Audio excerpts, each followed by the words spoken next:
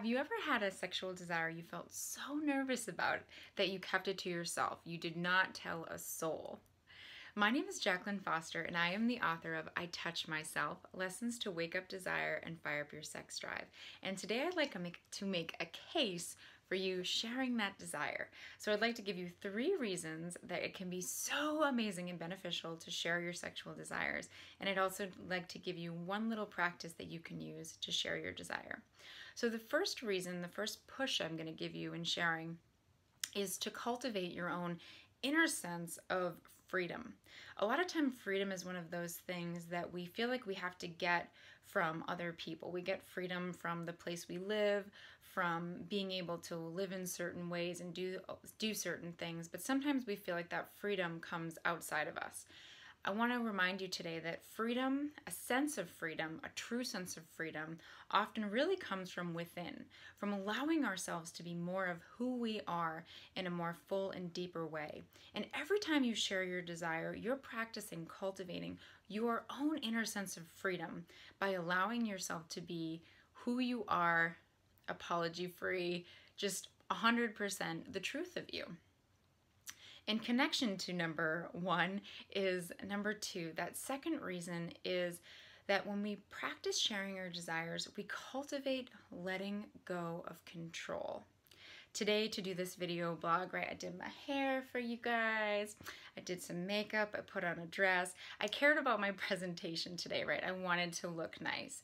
The thing is, if everything that we do becomes about presentation and about control and making things look boxed and nice, it's not sustainable. There's no way 100% of the time we can always be in control or looking like we're in control. We would go crazy. It becomes too much. We're not built that way as humans. There's a rawness to us, an authenticity, just a depth and a dirtiness and a wholeness to us all that's inevitable.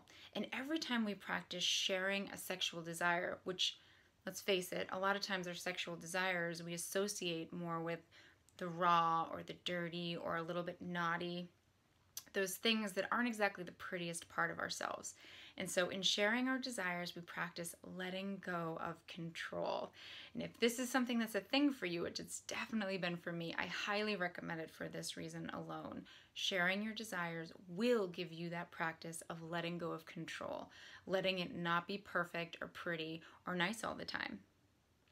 The third reason is that every time we share a sexual desire, we're also expanding our capacity for love.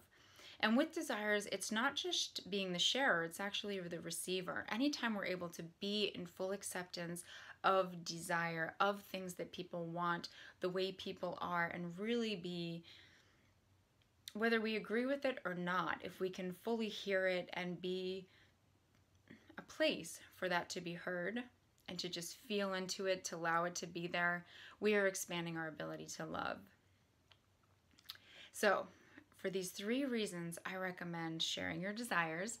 If you want more freedom, more ability to let go of control, and more love and more depth of love in your life, start to share your desires and see what happens.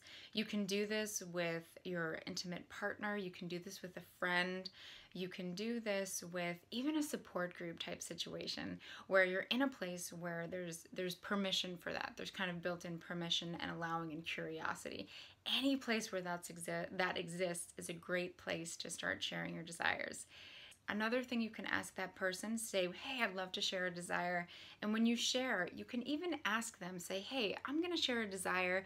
It's a little nerve-wracking for me. I would love it if the only thing you would say in response is, thank you for sharing. That's one of the greatest responses that you can give someone if you're a little nervous about something and you aren't really sure you want feedback yet. By telling them you just want to hear, thank you for sharing, you get to practice feeling that relief and of sharing, and also this ability to not even have feedback involved, just to experience alone what it's like to share.